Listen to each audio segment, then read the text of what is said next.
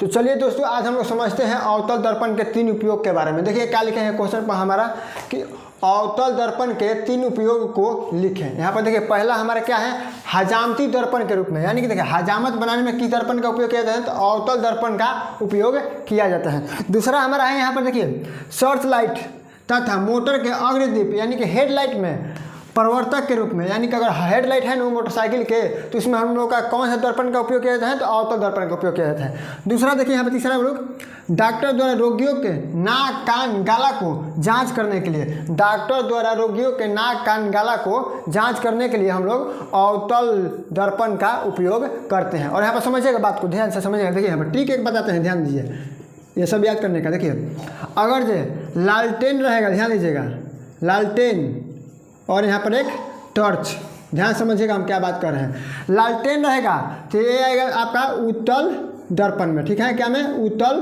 दर्पण में, ठीक है ना। और टॉर्च रहेगा तो ये अवतल दर्पण में आएगा, क्या, अवतल दर्पण में। बात को समझिएगा। देखिए यहाँ पर अगर लालटेन रहेगा तो क्या, उत्तल दर्पण में, और टॉर्च रहेगा तो अवतल दर्पण में आएगा। अब बात को समझिए कैसे, यहाँ पर देखिएगा, अगर जो हमारा नाक जांच करना होगा या कान जांच करने के लिए होगा या गाला जांच या दांतों को जांच करने के लिए, तो उसका हम लोग टॉर्च का इस्तेमाल करते हैं। तो जिसमें हम लोग टॉर्च का इस्तेमाल करते हैं उसका उपयोग क्या, अवतल दर्पण कहते हैं, ठीक है ना। अगर जिस चीज़ में आपको टॉर्च लगाना पड़े तो समझ लीजिए कि वो अवतल दर्पण है। जैसे देखिए यहाँ पर कान को जाँच करने के लिए टॉर्च हमें लगाना पड़ेगा, कान को, जैसे कि नाक को, कान को जांच करने के लिए टॉर्च का उपयोग करना पड़ेगा, और गाला को भी जांच करने के लिए टॉर्च का उपयोग करना पड़ेगा। और यहाँ पर समझिए, देखिए दांतों को भी जांच करने के लिए टॉर्च का उपयोग करना, जिस चीज़ में टॉर्च का उपयोग करना पड़े समझ लीजिएगा क्या है, वो अवतल दर्पण है। और यहाँ पर देखिए दूसरा चीज़, अगर लालटेन का बात आएगा तो देखिएगा रोड पर लगे लैंप के रूप में, हाईवे पर जब जाइएगा ना तो ऐसे लैंप के रूप में लगा होता है लाइट, देखिएगा स्ट्रीट लाइट कहता है उसको, ठीक है ना।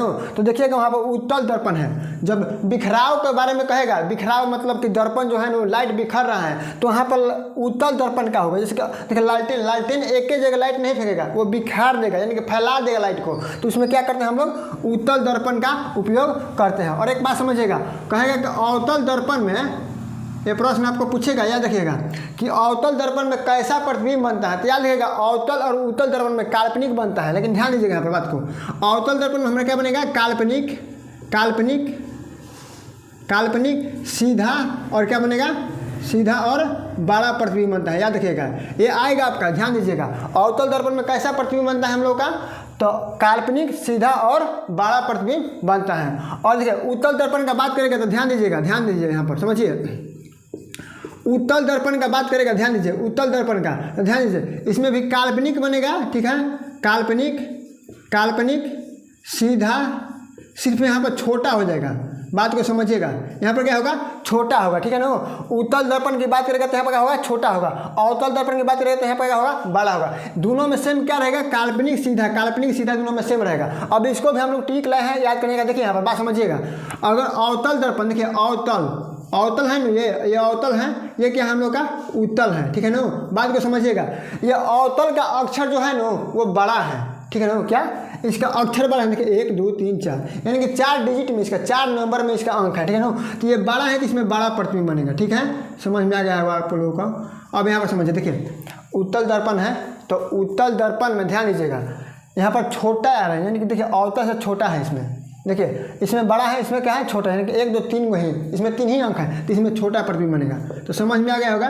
तो बताइए तो अवतल दर्पण में कैसा प्रतिबिंब बनता है, काल्पनिक, सीधा और बड़ा प्रतिबिंब बनता है। और ध्यान दीजिएगा उत्तल दर्पण में काल्पनिक, सीधा और छोटा प्रतिबिंब बनता है। और यहाँ पर समझिएगा, अगर पूछ देगा नाक कान गाला को जाँच करने के लिए कौन सा लेंस का उपयोग किया जाता है, तो अवतल लेंस नहीं, सॉरी, दर्पण, अवतल दर्पण का उपयोग किया जाता है। समझिएगा बात को। देखिए यहाँ पर हमने बताया था लालटेन के रूप में हम लोग को उत्तल दर्पण का उपयोग किया जाता है, टॉर्च के रूप में अवतल दर्पण का उपयोग किया जाता है।